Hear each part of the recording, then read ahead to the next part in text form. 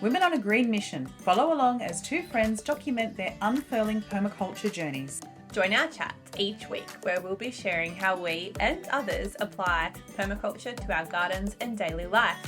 We're no experts. We're at the start of our journey, fumbling our way to a greener life. We'd love your company along the way.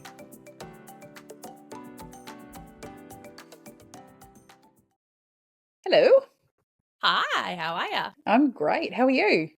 I'm good, thank you. What's Nice sunny cooking day in your here. end? It's nice and good. Yeah, beautiful day. Windy? No, actually, it was yesterday. It has been this week, actually. I've noticed the soil's really dried out. But no, today's okay. So hopefully it stays that way. Yeah, we're the same. It's been it's still a bit breezy here, but yeah, we've had some big winds and big branches that have come down. So we've got to go and clean that up a little bit. But the big trees that I was worried about, they stayed put, so that's really good because Oh, good. well, A, we don't want damage, but B, we've got so many birds nesting in the trees. Like we've got so many families of the rosellas in there at the moment. Oh, And nice. so yeah, I was watching that going, no, don't blow that down. And we've got like the little I don't know what they are. They're like a little swallow. And yeah, so they're nesting underneath the eaves, and I was standing outside the other day and I could hear this noise and I'm like, what's that squeaking? And yeah, it's all the babies that had hatched. They could hear me underneath the nest. So Cute. yeah, it's so gorgeous. Super cute. I've noticed a lot of birds up here, actually, like just on our morning little block lap that we do. They've all been out and about, and just a few different types of birds, and listening in the mornings when we're waking up, you can hear like a lot more and a lot of different birds. So that's been really cool.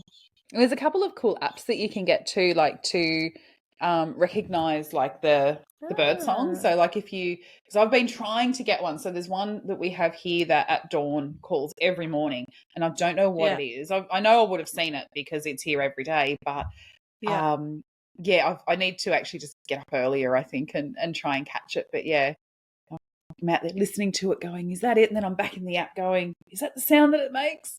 The mums at Bush Kindy are really good. Like, I'm good at identifying plants, but I'm not very good with animals. And the mums at Bush Kindy are so good with the animals, and they're like, oh, that's this caterpillar, and I'm like, how do you guys know all this? It's just crazy. But give me the information, download into me. I know. Oh man. But yeah, I'm actually seeking help this week from our listeners because I've sowed a heap of seeds. And the ones that are thriving, I potted up. So like my tomatoes, my cucumbers, lots of flowers and stuff. But my corn in particular, I wrote a list. I'll double check it. My corn, none of my corns were viable. They all did not come up from seed, which I thought was very weird because I thought, like, I've done corn in the past very easily, but all of them, 2 different varieties, none of them came up. So I was like, do I need to soak corn seeds beforehand? Were they in a warm area? I should be doing. Like they were getting they're all enough the seeds warmth together all day? Yep, they're in a nice sunny spot, and they've got a shade cloth over the top so they don't get too hot because it's been drying out there. And I've been watering them every day, so they're not drying out and going like. And how long have they been in? Moist. 3 weeks. The packet said 2 to 6 days they'll start to germinate, apparently. They should do, yeah. Mine did take ours last year. Mind you, our ducks then ate our babies, but so we didn't do corn. But yeah, ours took a good couple of weeks to come up. And because my capsicum. It's not come up either. No. Capsicum's almost a weed. Like that's. Yeah, corn, capsicum, and my chilies. None of those have. I wonder if it's just not good. Quite warm enough yet for them. So you can just leave them a bit longer. Maybe. Do you reckon I should sow some more, or just wait? Yeah, maybe sow some more. I mean, the seeds weren't old, were they? No, I checked the packets this morning because that was the first thing I was like, oh, maybe it's one of my mum's old packets and not one of the new packets that I've planted. The chilies were from Brett's, so they're a year old, but like they've been stored really well. Yeah, years nothing. The capsicum were brand new from the Seed Collective, and they've got a really good germination rate with all of their seeds. And yeah, the corn was just like a packet that I got from, I don't know where, like the hardware. But yeah, none of them have. Yeah, maybe done just wait. anything. Maybe just wait a little bit longer. I think, yeah, just because it's chili, capsicum, and corn, and they're They're all summer all crops. heat-loving crops. Like they really need warm soil temperatures to germinate. So maybe, even though that you've got them out in the sun with a bit of a shade cloth, that soil temperature for them just isn't like. Have you got them on like a base, like in a saucer or a tray or something? They're in like seed modules, and then there's a tray underneath. So I can pick them all up easily and kind of move them around. And they're all together, like stacked in there, and there's some plants around the edges. So yeah, I'll take a know photo with mine, like I put, I've got like a black tray that goes underneath, and that sort of extends out a little bit. So I was kind of use that as a little bit of a thermal gatherer, so it gets a little bit of heat absorption there. But then I use like a little tiny hothouse as well to put my summer crops in too, to really get that soil temperature warm. So yeah, because like last week we were in the 30s up here, so I was like, it just seems to me so it should be that they warm. haven't sprouted. But anyway, I will keep you posted. But if anybody has some tips on those particular seeds, let me know. And I'm also getting another bag of garlic, because apparently up here you can plant that elephant garlic all year round. Oh, brilliant. So I know. So my first garlic crop is a bit of a hit and miss because it was in the wrong spot. It got a lot of shade in winter, which I didn't anticipate. So some of them are really big, some of them are tiny, and some of them just failed. So I think out of the 25 I planted of each variety, I got about 22, so not too bad. But some of them are just like these measly little tiny weed-looking things, and some of them are really big because they've gotten more sun. So I fed them yesterday, and they've been mulched really well, and I just gave them a bit of water, but I'm going to get a new crop of garlic in. And I've harvested some potatoes the last couple of weeks. And then yesterday I harvested some Kipfler potatoes. They look really good. And I'm going to get some more of those. Yeah, some more of those in the ground. Mum got me some purple ones from Tasmania that are still growing. But my husband's beef with the potatoes that we've grown at home is that he reckons they're too starchy and dense. He's like, they're not as fluffy as a store-bought potato. But that could be the variety, though. Your advice. Yeah, that's something I wanted your advice on. So we'll try the Kipflers and see if they're any different from the other variety, because I can't even remember what they were. They weren't labelled. And or they were, but I think the kids took the label out. Because I've got those beautiful copper shiny ones that Kathy bought us. Yep. And Addie just thinks they're pretty, so she collects them and takes them out from everywhere, which is, someone's enjoying them. but yeah. So yeah, I get some more potatoes in the ground. So we'll see. Yeah, whether it was just a variety thing, or if anybody else is good at growing potatoes, is there something that I can do to make them less starchy, I guess?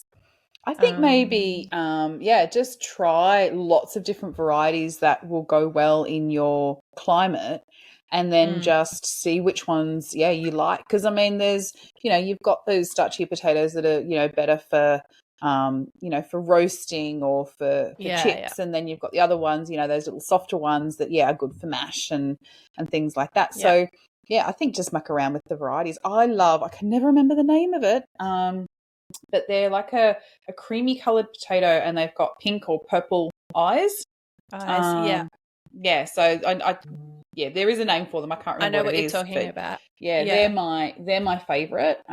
Desirees, I like growing them as well. Like I really like the Desiree potatoes, but I use those again in a lot of like soups and stews and things like that.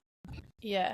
Well, I got these ones from the markets because I think up here they can get quite prone to the humidity and getting a bit like leaf moldy. Yep. So I think there's only certain ones that I'll be able to grow in spring and summer up here, because we do get that humidity and the rainfall, and there's that susceptibility to getting that powdery mildew mold kind of up here. So yeah, that's kind of my week, more like a advice seeking thing, but they're the observations that I had this week in the garden and some things that I'm kind of pondering how to get some solutions happening. So, and the other thing we're doing is collecting materials, because Oscar's building me a netted walk-in polytunnel, netted tunnel brilliant. for my birthday. Yeah. Yay! So we're collecting all the materials. So he's gone to the tip shop this morning with the kids to try and find some screen doors. I bought the netting months ago. So that's sitting there ready to go. And we got some corrugated iron for free the other week. So we've been, slowly collecting all the materials, and we've just got to get Brett's instructions. I'll actually put a link in the show notes. He's got some it's a farm really good structures and design. stuff. Yeah, and it's like a key one so that you kind of increase your edges. So Oscar's going to build me that. So we've got to finish collecting all of those materials, and we're going to peg that out this weekend just to make sure it's where we want it to go, and we're 100% sure before he starts building it. And I'm like, actually a little to the left, and then he loses his shit. Oh, hang on, no, if we put that over there, that'll work a little bit better. Look, we've got so much of that going on. Like, we've got two mulberry, like we've got a lot of mulberry trees that we've planted out, and one of my shit is fruiting. I'm so excited. Yay! I noticed it the other day. I walked into the big chicken coop run that they've got, which is significant, and I was like, the leaves are coming out on that one as well. I'm like, it's got fruit. So I'm going to have to beat the chickens to the lower branches, I think. But is it a white or black chartreuse? That one's a white one. So nice. I'm keen for that. So we've got white, we've got black, we've got king mulberries in, we've got the standard mulberries in, we've got white mulberries in. I want to get some weeping mulberries because they are just gorgeous. They are, they're just stunning. They're like just this beautiful, well, it's a big weeping tree, obviously, but this beautiful big cascade and edible fruit still. And it fruits, So a lady that I met quite a few years ago locally here, I went over to her place, and we were sort of swapping seeds and tips and stuff, and she said, come and check this out. Like, this was here when we moved in. And so we just went and stood under there with all the kids and just ate mulberries, like just picked mulberries off. It was just divine. And you just feel so like anyone that stepped into like a weeping tree, you just feel like nature's hugging you. It's beautiful. Well, speaking of mulberries, I actually planted one of ours, and I've strategically put it where the woodshed's going to be, because I have these like core memories of a kid of climbing up the shed and sitting on the shed tin roof and eating mulberries, because it was you had to get up there to be able to get to the high ones. So we've on purpose planted the mulberry near the woodshed so that Oscar can chop the wood in the shade, but also that the kids can climb up there and have those same kind of nostalgic memories. Recreating your childhood memories. Isn't that beautiful? Yeah. And our figs are all really thriving, so I'm excited to maybe we might get some fruit. They're still in pots because they've been waiting obviously for us to get here, and then we missed planting them in winter, so I'm just going to leave them in the pot and plant them when they finish fruiting. But we might get a couple because they're quite big at the moment. And they're all new growth, lots of leaves. So see how we go. Fantastic. Yeah, we killed a few of our figs. Well, when I say we killed, like it was like one of those brutal summers, and we just couldn't keep up with the water. And we had a couple that didn't survive, and then one that was limping through. So we actually potted it up.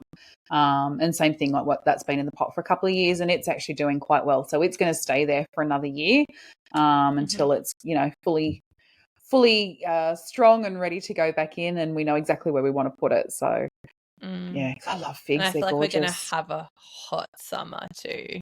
Yeah, I think so. I'm hoping for they reckon we're going to have a bit more rain this spring, so I'm hoping for that. Not too much all in one go, because we don't want massive floods or anything like that, but we want a lot more moisture to be locked into the ground as much as possible going into the really hot, dry times. Yeah. Okay, so this week we are talking to Cass. So Cass actually lives just down the road from me, and I did this one solo because Joe was off that week. Out of action. So, Cass and she has two kind of businesses or social media that she's turning into businesses. So she has the permaculture nurse. So her background is nursing, and she's doing a PhD that mushes permaculture and nursing together, which is really interesting. And she has Little Turn Farm, which is the street they live on. And so her motto is to not build bigger fences, but to build a bigger table so that everybody can be included, which I really thought was beautiful. Lovely. Yeah, so she kind of has a talk to me about nursing, obviously, what she's doing in her PhD, mental health, that's her specialty. So yeah, we chat a lot about mental health, and then we also had a chat about her plans for Little Turn Farm and the community things that they're involved with at the moment. And it was lovely. So I hope you enjoy. Oh, fantastic. And this one again, I'll be listening along with all the other listeners. All right, we'll see you again next week. Oh no, wait, this is our last episode. It is, isn't it? This is our last one for season 3. Oh my goodness. Oh, I was on autopilot. I know. So this is our last episode for season 3. We've got a mini on Tuesday, which is Joe's last mini episode for our permaculture principles. Yep. But this is our last long episode. So when are we back? We're back on the 18th of October. Yeah. Yes, and that will take us through till the week before Christmas. So we'll do 10 episodes next season. It'll be a bit of a short season because we had a few longer seasons that were 12 episodes, plus our little breaks in between. So we're getting a short season 4. We'll take a couple weeks over Christmas off, and then we'll be back in 2025, which is just crazy that I'm saying that. I know, like that's how is it September? Even 2025, like I still think like, oh, that's so far into the future. That's well and truly into the future. I'm like, no, it's a few months away. Oh my goodness. Yeah. Crazy. Well, so yeah, if you want to catch up on some back episodes, that would be a good plan for our little break.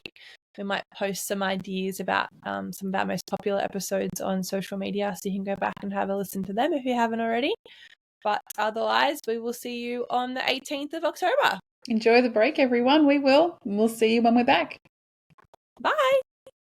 Hey, everyone, and welcome to another week of the Practical Permaculture podcast. This week, we're chatting to Cass. Hey.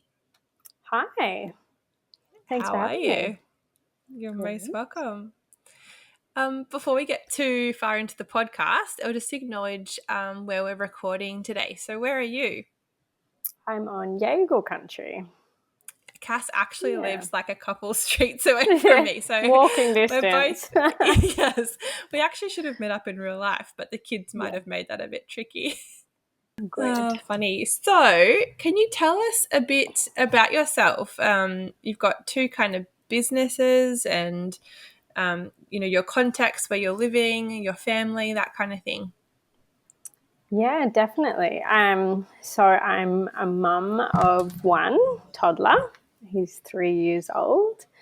We live on a small-scale permaculture farm, which we're still very much in the process of setting up. Mm-hmm. So I live here obviously with my partner Christian as well. We've got lots of animals. Still planning on having lots more too. But and so we both work as well off the farm, but the plan is eventually that we'll work more on the farm as well. My background is as a mental health nurse, and Christian's is as a teacher and in child protection. Mm-hmm. So I guess where this all started is we were living in Tweed in Bundjalung country. We were living in a townhouse during COVID. So we were very isolated, didn't have a lot of space. And we decided that we wanted to move. We wanted somewhere bigger. We wanted some land around us. And so we decided to buy a block of land that we hadn't seen. We sent Christian's parents down to have a look, but we hadn't actually seen it, and then we purchased it. And that's kind of where it all started. And that was only a couple of years ago. So we're still very new to permaculture. Yeah. But yeah, I've definitely integrated it into life now. So scary, buying a block of land that you hadn't even seen. Yeah, we knew the area. We knew that we wanted to be here. But yeah, because of lockdowns, we couldn't get here to have a look. Yeah, so right. we purchased it off photos that Christian's parents took for us. Wow. And so you said you moved here like because of permaculture. So was there something that you kind of found during COVID that introduced you to it, or were you kind of familiar with it beforehand and then you made the block, made the change to buy the block of land because of it, or kind of how did all that come about for you guys? Yeah, so we had decided we wanted to get out of the townhouse. We wanted space around us. We knew that we were planning pregnancy, so we knew we wanted our son to grow up with space around him. And we'd seen a house that we really wanted close to here, just a street away. And so we saved for a whole year during COVID, which, I mean, it was good for that. We saved and we put an offer in on this place and we were so excited. And then at the last minute, the whole thing fell through because it was full of white ants and it was. So that was really hard. And then, so we were obviously both really heartbroken. COVID took like a massive impact on our mental health as everyone's. Like it was a huge change, and Christian was just like, nah, that's it. I'm finding us some land. We're living here. And so he managed to find us a block of land. And at that stage, it was just about having space. I grew up, mum's side of the family is Italian. So we grew up on an acre with lots of veggie gardens. None of the veggies made it into the house because you were always eating them in the garden. And we just grew up with that big Italian family and lifestyle. And so I wanted that for my son. And and then it wasn't, so we hadn't actually planned for this to be a permaculture farm back then, but we started designing our dream house and doing lots of research, and we streamed into one of the sustainable house days. And so we were really looking, because we knew we wanted to build a sustainable house. And so we were like learning everything we could about sustainable houses. And through one of those days, someone mentioned permaculture. I'm like, oh, what's this permaculture thing? And then we fell down the rabbit hole of permaculture. And a couple of years later, we're here. So it just absolutely everything about permaculture resonated with us so much. And I think a lot of it we were already doing, or we had those values, but we didn't know the word permaculture. Yeah, sure. Was it a government thing, this Sustainable House Day, or was it like a course that someone else did, or? Yeah, it's through Renew Australia. It's not a government thing. It's, I don't know if you've seen the Renew magazines and the Sustainable House. Okay, I think the Sustainable House magazine. But so people would open up their houses for Sustainable House Day, and you could go and back pre-COVID, you would go and visit them in person. And then, of course, during COVID, it became virtual tours, which meant it opened it up, because there isn't a Sustainable House Day kind of thing up here. So it meant that, and this was all in Victoria, so it meant that we could have access to that, which we wouldn't have been able to otherwise. Yeah, wow. Which was really cool, So, And so since then, permaculture's become a big part of your life. So we certainly fell down the rabbit hole. I mean, COVID was great for the fact that we were inside for a long time, researching everything and learning as much as we could. And then I went on to do my PDC and my permaculture teacher certificate as well with Morag, Gamble up on the Sunshine Coast.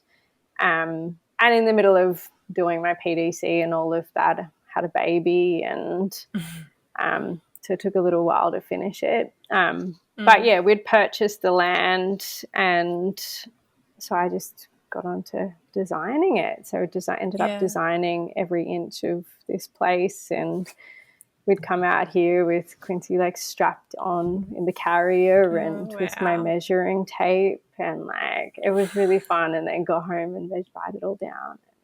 Yeah. I feel like motherhood is like a moment though that a lot of people get more invested into their lifestyle and the way they live, and becoming more intentional about, the choices you make for your family. And it's kind of almost an ideal time to throw yourself into something like that, because you are redesigning, your identity and what your life looks like and what your family is going to look like, and all those big kind of questions. Yeah, definitely. And I'd always had it in my mind that this is what I wanted for him, because I grew up with this with my nono. Yeah. So like it was already like that was so wholesome, and I really wanted a wholesome life for him. But yeah, it was perfect timing. We'd moved to a whole new area. We had a brand new baby. Like it gave us stuff to plan towards, I guess. Yeah, I feel like there's a bit of a resurgence with that, because my grandparents are all immigrants too. They're all from Croatia. And so, I grew up with them growing veggies and preserving and all those kinds of things. And I feel like our parents' generation, it was kind of hustling to work, and now it's kind of coming back in and kind of looking back to what our grandparents did. I find that's kind of really interesting at the moment. There's a lot of people that are reaching back to their roots and going back to how things were done a generation or two ago. Yeah, definitely. Yeah. So tell us a bit about how you're kind of mushing permaculture and mental health, that background that you have, together. Yeah, so once I'd done the PDC and the PTC, and really like permaculture makes so much sense to me. And in my mental health nursing, I think I got into nursing with this crazy idea that we help people be healthy, which isn't really what we help. We help people get better, but we certainly don't help people be healthy. And I've for a very long time been passionate about health promotion. And so I've done some extra studies in health promotion as well.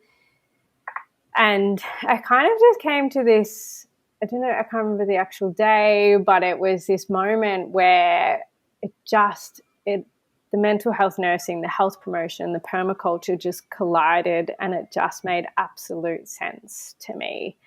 And it was one of those things of like, why aren't we doing this? Like, this isn't a radical idea. Like, but I mean, obviously there's a lot of political things that come into play, the short election cycles. Health promotion isn't funded like it should be. We work very reactively in the biomedical model and less on a biopsychosocial model.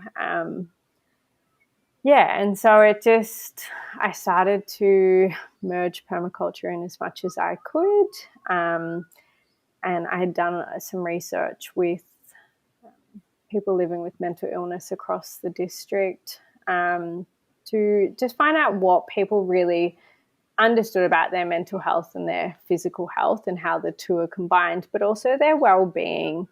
And people were saying that it's very much, they could have really good physical health, they could have really good mental health, but if they didn't have purpose and meaning in life, then none of that mattered. They were still going to fall down a hole. And so it was this, like I just saw this opportunity for permaculture, and there's a little bit of work being done internationally. I've just finished doing some research looking into who's doing permaculture for mental health around the world, and there's really not much. There is a little bit being done in Europe around social farming. Obviously there is therapeutic horticulture as well, but I'm really interested in permaculture and how we bring in those ethics and principles. And so anyway, that long story, sorry, that went round in a circle, but that turned into a PhD. Wow. So I'm currently doing my PhD in permaculture and mental health, and I'm still working within the mental health field as well. So I'm slowly introducing it into there. But I've got big visions.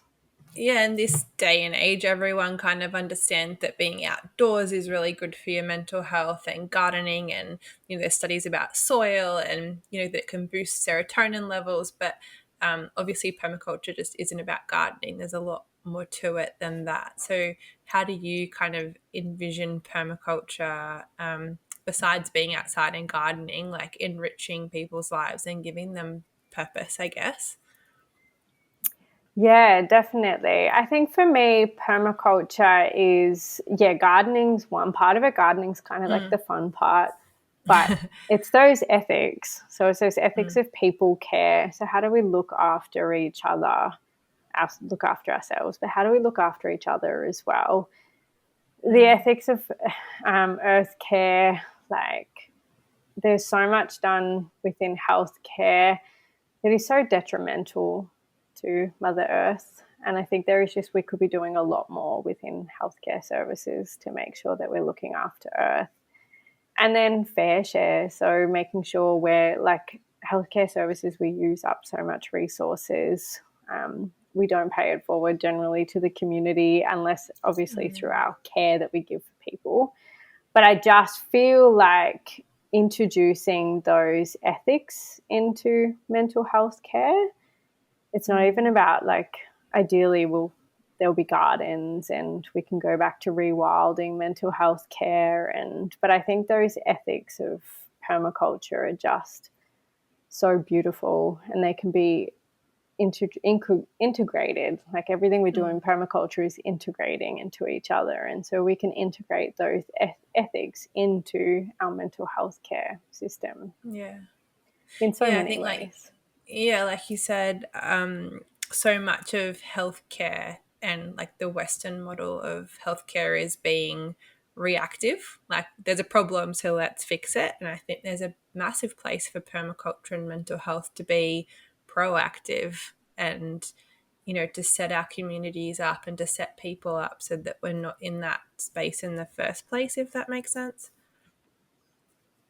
Yeah, definitely. And I think it's, for some of us, like permaculture just resonates so deeply, but for others it'll be a mindset shift about how we can really introduce and integrate looking after people and looking after Mother Earth and giving back to the people that need it. And unfortunately, people living with mental health conditions are some of the most marginalized people in Australia and across the world. And it's just, I really, really believe that we can all, like we all have a place for looking after our earth and looking after each other, and we just all need the resources, and or starting with where we are and then being able to spread that out to others and skill everyone up into looking after Mother Earth and just, I don't know, going back to how it used to be. I mean, obviously there's been eras of mental health care that have been terrible, and so there's so many good things that we've moved away from, but back in the day there used to be like gardens, and we used to work outside in like mental health care, and there used to be so much that we would do outside in nature, and I just think there's so much more we can be doing. Do you think your experiences during COVID also shaped some of your work? Yeah, definitely. Obviously COVID, it was unprecedented. Like there was a lot that happened that kind of changed the way we see things. I don't know. I think for me it was we were quite naive to the fact that like the world could just be shut down like that, and all of our freedoms could be taken away, and I think that was part of it for us, is that we both worked within the government systems, and we were both forced into things that we didn't want to do. We were stuck in a townhouse. Obviously that's not good for our mental health. It's just like, so since COVID, it's how can we set ourselves up? How can we be more resilient and help other people be more resilient, so that if there is ever another COVID, we're not going to have our sovereignty taken away. And I think that's really important for anyone. For sure. To feel like you've got that sense of empowerment. Yeah. Empowerment, purpose, resilience. Yeah. For sure. And looping back to what you said before about, marginalised people being the ones that often need the most help, I think we all really felt that during COVID. Like we kind of got a glimpse of what that feels like for some people. And when we spoke to Hannah Maloney, she was talking about putting those marginalised people in the middle of our decision making, and when we do that, how different systems can look. Because we often look at those systems from our own point of view, not from necessarily people who are really struggling or need it the most. Yeah, definitely. And we see with the climate crisis, it's the most marginalised people that are the most affected, yet they're the ones that aren't causing the climate crisis. Yeah. And in terms of like policy making, obviously that's a big barrier for some of these mental health initiatives to get off the ground. How do you kind of see that going forward? Like how can we change that? We do have, like you said, these short political cycles and decision makers that are just, wanting to get quick votes. So how do we make changes, do you think, more long term? Yeah, I think there is a lot of work being done in this space. I certainly know within like the Health Promotion Association, a lot of the work I do is within social prescribing. So there's a lot of work being done in the social prescribing space as well. What's that? Can you go into that a little bit? Yeah, so social prescribing is, so say someone goes to their GP, they get a script for an antidepressant, they'll also get a script to a social prescribing organisation, which will then, they'll be seen by a link worker, and that link worker will go through all of their holistic needs, so all those biopsychosocial factors, and they will see go through everything and see what the individual needs. And then either refer on to other community services or other people that can help. And one of those prescriptions is to a social group as well, or a social program of some sort, depending on their interests. And so that's what I'm really interested in, how we can do that, like how permaculture can link into there as well. And how we can teach people skills and teach people permaculture to be able to then increase their purpose in life and meaning in life and get those social connections and build resilience and do all of the stuff that we've been lucky enough to do in our PDC as really privileged people, how we can bring permaculture to the more marginalised, and particularly, of course, with my interest in mental health, how we can bring that to people living with mental health conditions. Yeah, wow. So when you did your PDC, you said you also did your teacher's course as well. Yeah. How did you find doing the teacher's course? Like it was like a next level deep dive, or is it more about like how to teach? Yeah, it was more about how to teach. So it was, I think it was the PDC itself was like 36 weeks or something. And then it was another 8 weeks was the permaculture's teacher's certificate. Okay. So it was kind of on the end of my PDC, so it all kind of rolled in to one. But for me, it was very much like I want to learn. I love learning. I'm obsessed with learning. Doing your PhD, you should be. Yeah. But then I want to be able to share that with other people. And so it was all great. I'm going to do my PDC, but how can I then share it on? And obviously you can share permaculture on without doing a teacher certificate.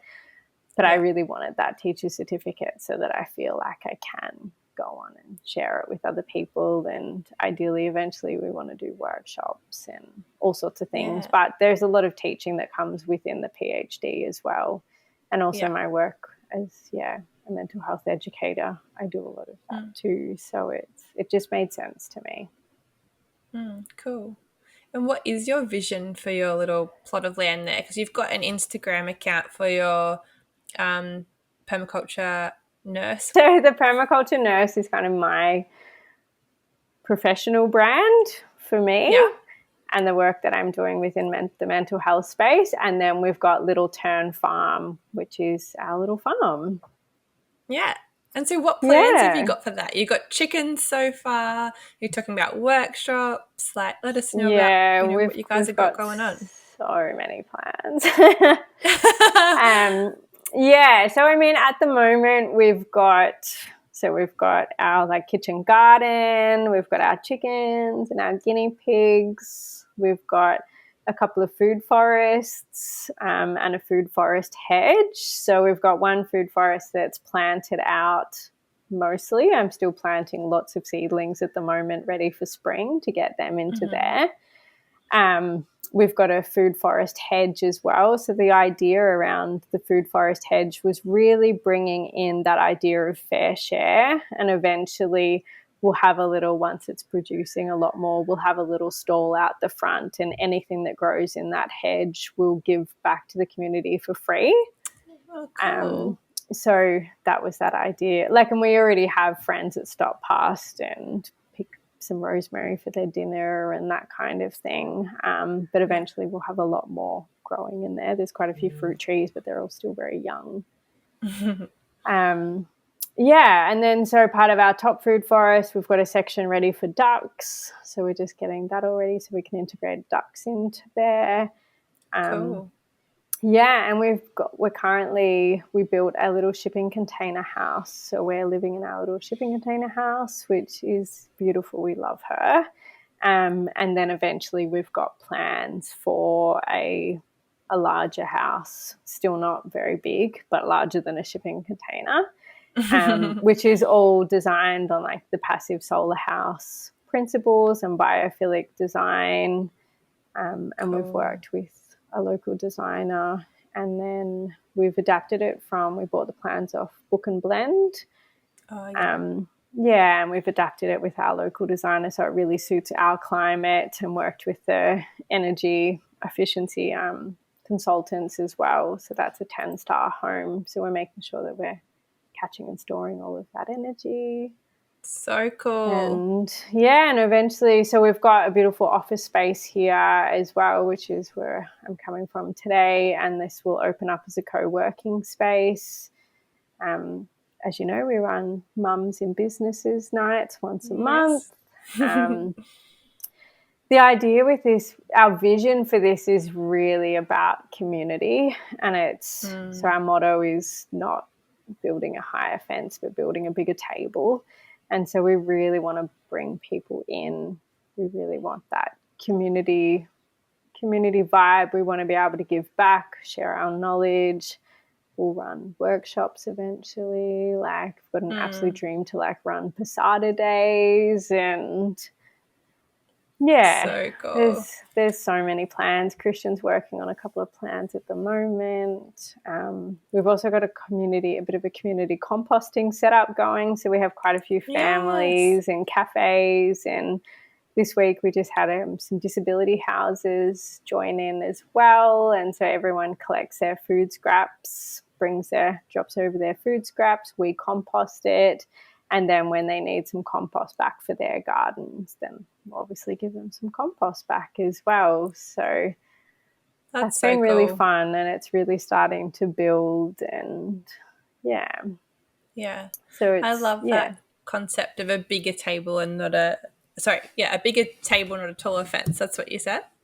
So rather than just closing ourselves off and it all being about us, we really want to open it up. And we see this place eventually is this will be our livelihood. We'll be able to work from the farm full time and in various different ways, obviously bringing in as much diversity as well, and diversity into income streams. And eventually I'd love to host homeschooling groups here and for different activities. And we want to run composting and other workshops for school-age kids as well during school holidays. And, there's lots of plans and ideas. There is that tendency, isn't there, to kind of get some land and shut yourself off from the world and, just do your own little thing and squirrel away. But that's, I think it's something that a lot of people do when they get land. And I think it's a real lovely thing that you guys are doing the exact opposite and, opening it up and making it a community thing. And, and I love that concept of diversity in what you're doing.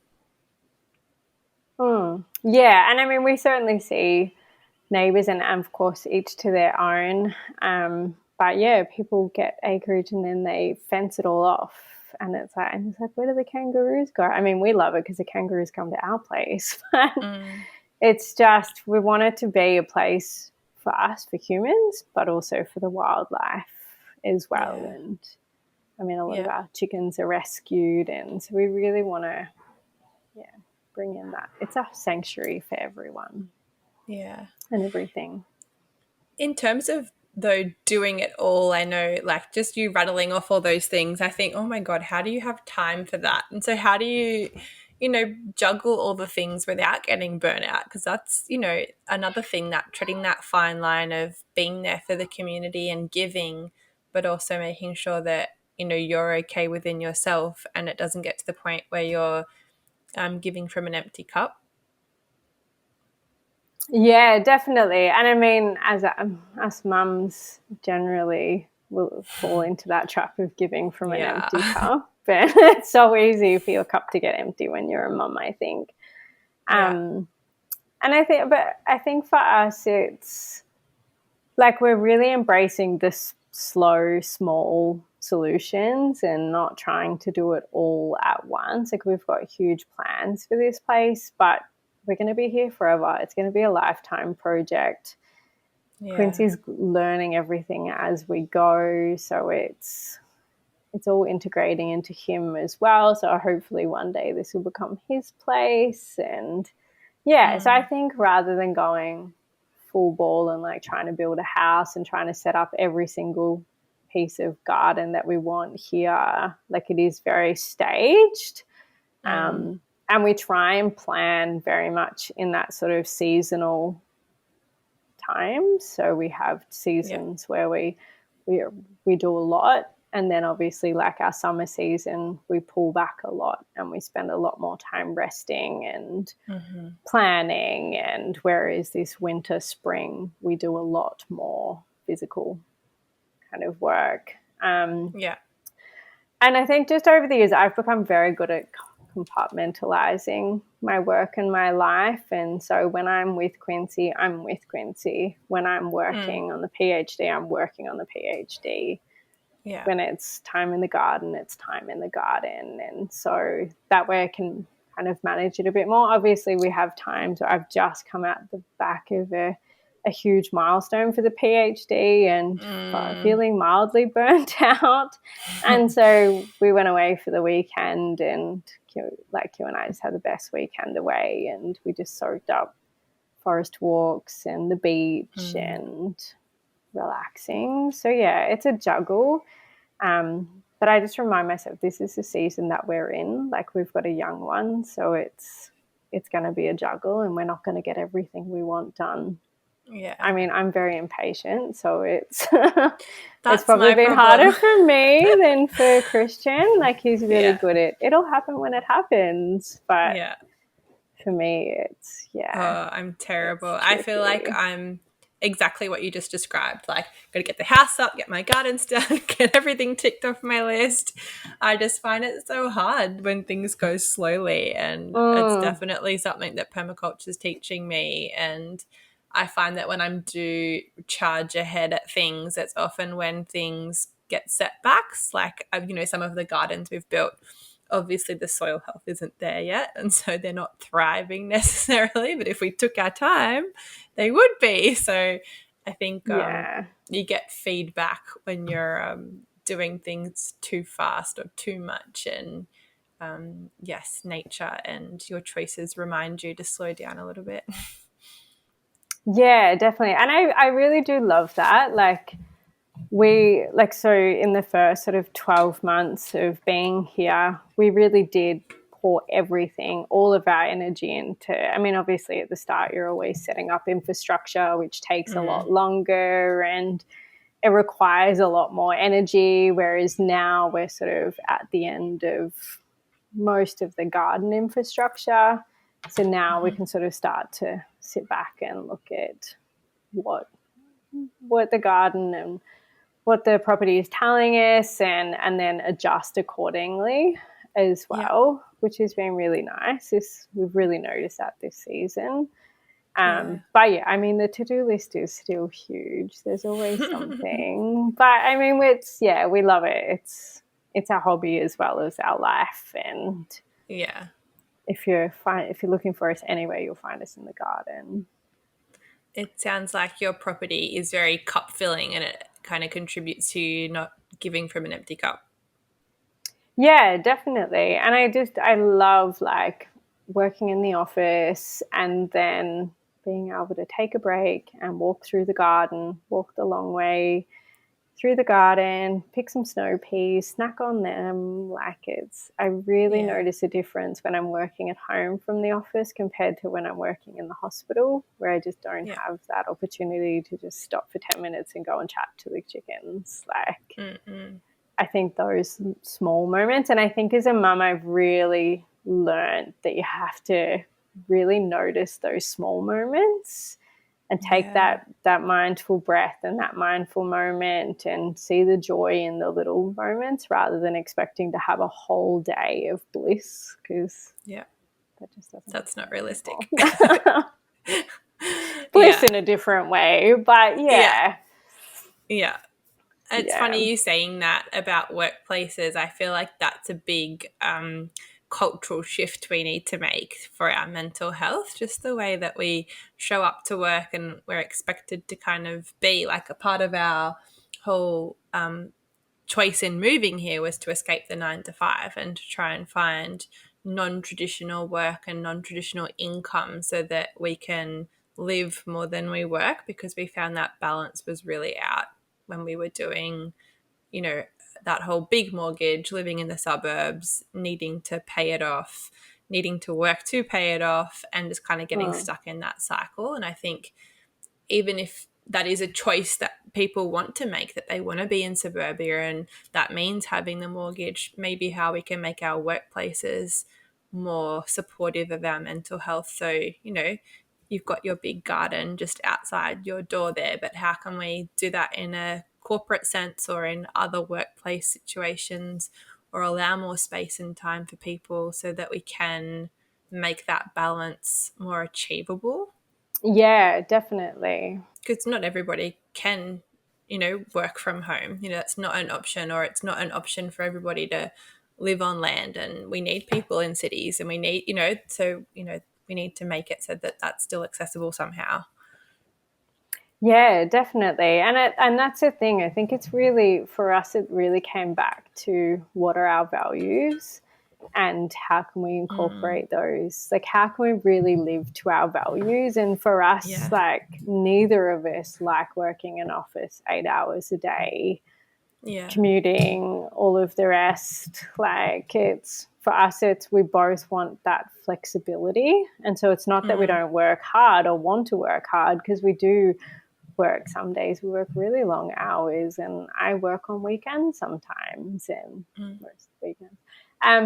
But yeah, it's about how to bring in that flexibility and to make it work for you. Because I mean, some people don't want to work from home. Some people, and so that's the other thing with setting up like a bit of a co-working space here, is that we really want people to be able to come here and work for the day. And so they might not want to work from home, but they can still come and work from somewhere that's really wholesome, that they can enjoy the garden when they're taking a phone call, or they can pick up some fresh produce. I've got this dream that I'm going to walk from the office in the afternoon through the kitchen garden, and I've designed it like this, that we'll walk through the kitchen garden, pick what I need for dinner, go inside and cook. Like, so cool. And so really we've designed the property and our life around our lifestyle that we really want. And it's not about, not working because of what we really want to work, and Yeah. but how can we really contribute back to the community and to others through our work? Yeah, that's one big thing I think we got out of doing our permaculture course, was that we spent nearly a whole morning session talking about our why. And like you were saying, going into your values and why you're doing this and what's important to you, and then envisioning what your life, you would want it to look like, and then kind of reverse engineering it and using the design to create that. And I think if we didn't do that first, the course wouldn't have made as much sense. And it was very valuable definitely. to definitely knuckle down on your why and your intention. And yeah, and I think everything in life, like, you need to start with your why. Yeah. And I've recently, I know it's a little bit off tangent, but I've recently fallen down the human design hole. And coming back to, and we were talking about before about decision making, and really knowing how our design and how we are meant to make decisions, I think is really important, because it's, for me, I really need to mull on things, and I really need time to ride the emotional waves of it all and reflect on my values and before I make any decisions. And I think being able to, like, this place kind of really sets that up for me, because I can take that time and that space. And even though we're busy, there's a lot of space within our life to be able to take our time and make decisions and observe and interact and accept that feedback and all of those really good permaculture principles before we jump into anything or make any rash decisions. Yeah, human design's very interesting. We were having a conversation about it the other day. I'm very new to it as well. But there's a lot in it.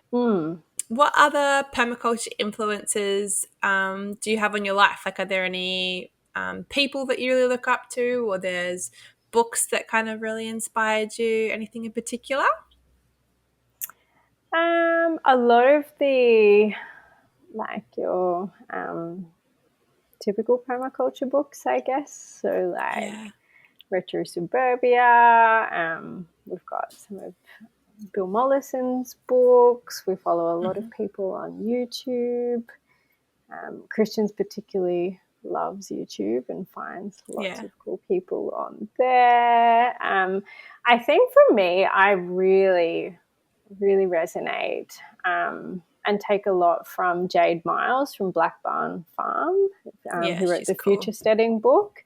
Yeah. Because I think for me, it's really, this place is about, like, future steading. Like, it's, and I really love her. Like, we grow a lot, but then we preserve and ferment a lot, and really wanting to bring in those rituals. I've really become quite obsessed with rituals and how we can, which is funny because I never used to be into rituals, but or like any sort of, I was always like breaking the traditions. But now I think with the 3-year-old, I've sort of come full circle, and it's like, how can we bring in those really beautiful traditions into his life? And even just routines. I think routines and rituals kind of go hand in hand a lot too. Like habits and habit forming and habit stacking and rituals, like all those things that can just really, I think they make your day easeful and, like you said, intentional, and giving you moments to pause and all those kinds of things. Otherwise, you just go about your day, don't you? Yeah, and it can easily fall out of being mindful and fall out of living intentionally and get caught up in the shiny things. And but I think that's what I really love about being here, is that it's, and just being surrounded by nature and being away from shops and like those sorts of things, because we really live just very simply. But we really like it that way. And and I mean, talking about habits, like James Clear and Atomic Habits, like I absolutely love his book and use that a lot within my work life as well. Christian's got lots of like different composting mentors. He's very into his compost, isn't he? It's good. We're just like, thrive on lots of things and fall down lots of rabbit holes. And I'm obviously, with my work in my PhD, like anything evidence-based, I get a lot from. And and it's just how we can bring in more mindfulness into our day. And I think that's going back to like the work with mental health and like how we can design. I'm really, really passionate about how we can design our, whether it's a garden or a permaculture farm or whatever it is, but how we can design that to be really good for our mental health. And so those really like mindful pathways, and there's so many different things that we can do in our gardens and in our surroundings to bring in lots of goodness for our mental health as well as obviously our physical health. And there's so much, like we could talk for days. I love that. The more you kind of get into it, the more layers you kind of unpeel and you find different things and you, like you said, find your interests within it. Yeah, and I think that's cool. You just read really widely and see where it goes and what rabbit hole you fall down, and then Well, to wrap things up, I'm going to ask you a question we ask everybody at the end of their interviews, and that is, if you had one piece of permaculture advice to somebody who is just starting out on this journey, what would it be? I think just start where you are. Just start with where you are. Use what you can. Like that's that old saying, start where you can, use what you can, use what you, how does it go? I can't even remember now. You can edit that bit out. I can't remember it either. I know who you're quoting. I actually have it written in my notes section. Start where you are, use what you have, do what you can. There you go. There you go. Yeah, and I just think, for us it just started as a dream, and we just started where we were, and we really loved being able to use recycled stuff as much as possible. Community resources as much as possible, everything local where we could. So you don't need, I think a lot of people are stopped by thinking that you need a lot of money to start doing things like this, and you don't. I think you just need to be resourceful and see what you've got around you. We collect a lot of cardboard from Harvey Norman. People give us their food scraps. Christians often found in Grafton under a big tree that's losing its leaves, collecting them for this compost. I think there's so much around us that we can use that you just need to be resourceful and stay curious. For sure. I think it's easy to get lost in the big picture, when you're like, oh, it's just overwhelming and then this is where I want to get and I don't know how to get there. But that advice of just starting where you are and doing one thing and just, giving it a go. Yeah, definitely. We have a vision for a greener future, but it's like, what can we do now in our little space today? Like, what steps can we take towards that? It's like you have to find the hope and the small actions that you can do on a daily basis to get to that bigger vision, but you're not going to get there if you don't take steps now. Just doing what you can and having fun and not I think that's a cool thing with permaculture is and it's just observe and interact and be in the garden and be with yourself. And I think we're all learning and growing, and that's the part that we really love, because we're not ever going to know everything. We're never going to be Bill Mollison or David Holgram or Jeff Lawton and and even they're learning, and it's really fun to learn and do something different and grow and be part of a community. So nice. Well, thank you so much for taking the time to have a chat with me today. I know you're very busy. No, nothing else to do. Thank you. It's been really fun. Lovely. And if people want to get a hold of you, we'll put all your links to your socials in our show notes. Yeah, and if you'd like, join the newsletter. We're about to get that out and regularly out. Exciting. Which will be cool. Yeah. Christian's just finished one all about composting, and so Lovely. we'll get that up Awesome. soon. Well, thank you again, and hopefully we talk to you soon. Yes, thank you. All right, Bye. Have a lovely hour. Bye. Thanks for listening to the Practical Permaculture podcast. Jump onto our Facebook group to keep the chat going and to look for any resources that we mentioned on today's show. Look in the show notes. And if you liked the episode today, then subscribe. Please give us a review and share. And if you didn't, then that's okay. We'll sure you'll find the right podcast for you. Bye. Bye.